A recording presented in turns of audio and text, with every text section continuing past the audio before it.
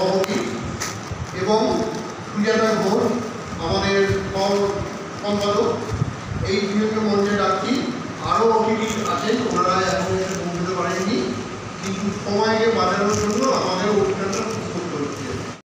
1 নম্বর ঘটনা হচ্ছে আমাদের প্রাক্তন মুখ্যমন্ত্রী শ্রী স্বর্গীয় বুদ্ধদেব ভট্টাচার্যের মৃত্যু, আকস্মিক মৃত্যু, তাতে আমরা মর্মাহত। দ্বিতীয় একটি ঘটনা বলছি, যেটা 2-3 দিন আগে আরজিকর হসপিটালে ঘটে গেল। আমারই মা, আমারই বোন, আমারই মেয়ে তিলোত্তমা, তার আপাতত নাম, তার এই অস্বাভাবিক মৃত্যু, যা আমি মেনে নিতে পারিনি, আমরা কেউই মেনে নিতে পারিনি, উপস্থিত সবাই। তার এই যন্ত্রণার আমরা সাথী হতে যাই সামান্যতম কারণ ভাবে। আমরা আজকে 1 মিনিট নীরবতা পালন করছি। এই দুজনের মুখখানি চেয়ে সবাই উঠে দাঁড়ান এবং নীরবতা পালন।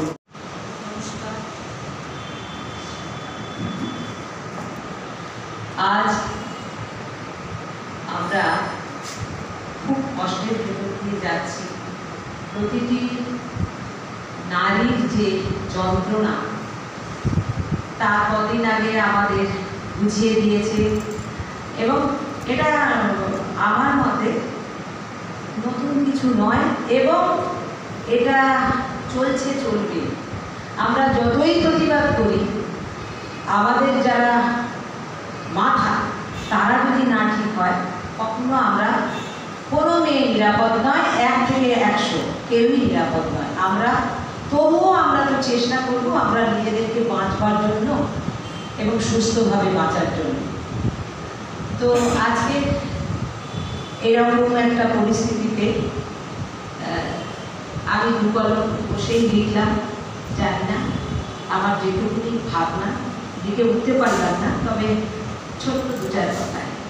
ও মেয়ে, ও মেয়ে, তোর নিষ্পাপ এই জন্মে পৃথিবীতে আসবি যদি আর, হাজার হাজার চিল শকুনের তৃষা সুযোগ পেলেই ছিঁড়ে করবে যে ছাড়খা।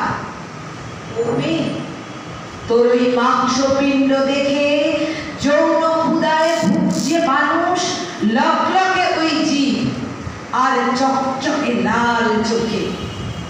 ভেঙে ফেল, গুড়িয়ে ফেল ওদের কালো হাত, দুর্গা হয়ে ঘুরে দাঁড়া ওষুধ নিধন সাপ।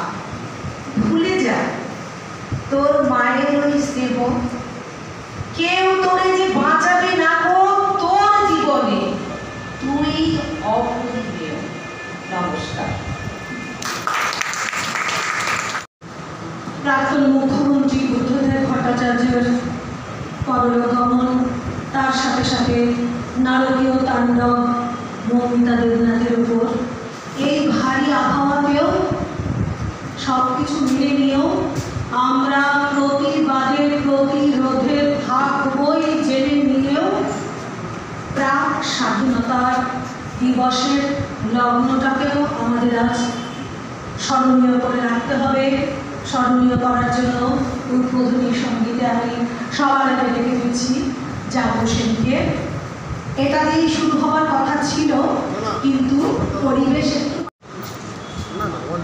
আমাদের মাননীয় রীনা পাত্র যিনি বলছিলেন যে মেয়েদের নিরাপত্তা হীনতার কথা, যে আমরা যত লড়াই করি থাকবে। আমি এ কথাও বলছি যে আধার আর আলো দুটোই থাকবে। সেই জন্যে যেমন অত্যাচার থাকবে, তার বিরুদ্ধে আমাদের কলমও কিন্তু থেমে থাকবে না, আমাদের লড়াইও থাকবে। লড়াই যদি থেমে যায় তাহলে কিন্তু আধার আমাদের চারিদিকে গ্রাস করবে। সেই জন্য আমাদের লড়াইটা চালিয়ে যেতে হবে এবং আপনাদের কলম তুলে নিতে হবে। আপনাদের কলম থেকে যেন সেই রকম আগুন ধরে।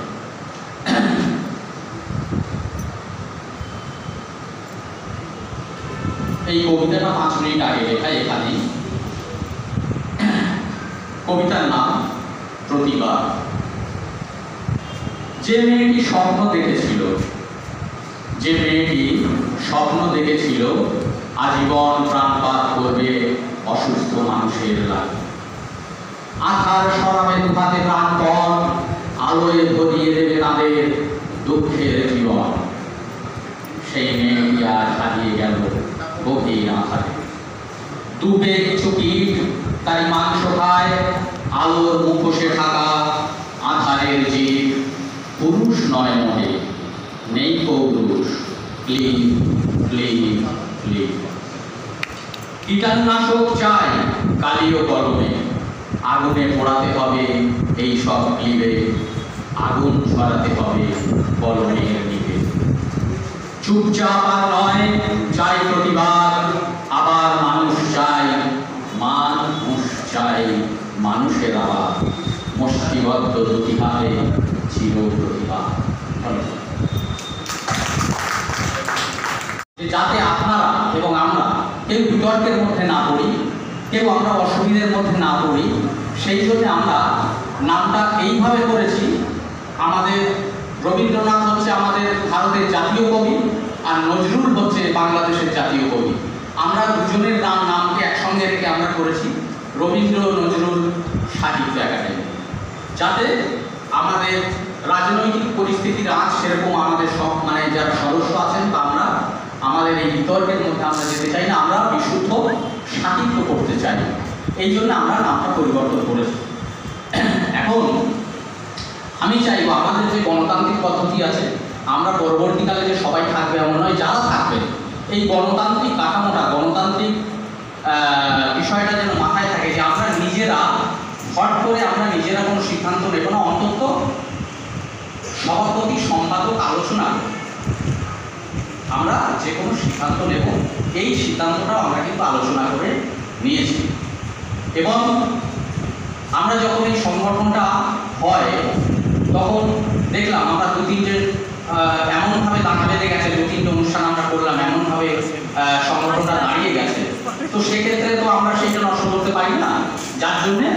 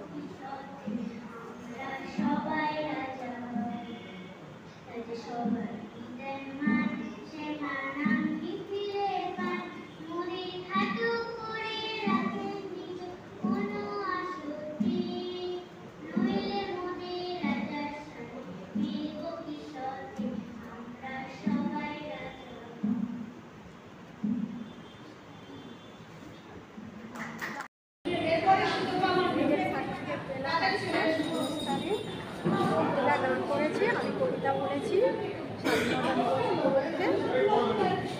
সার্টিফিকেট পেলাম।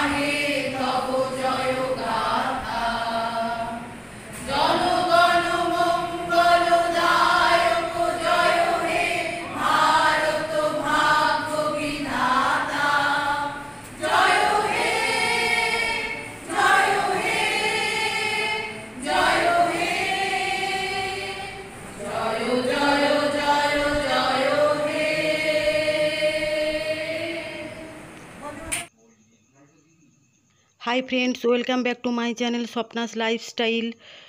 তো 14ই আগস্ট একটা অনুষ্ঠানে গিয়েছিলাম, সেখানকার ফুল ভিডিও আমি আপলোড করলাম।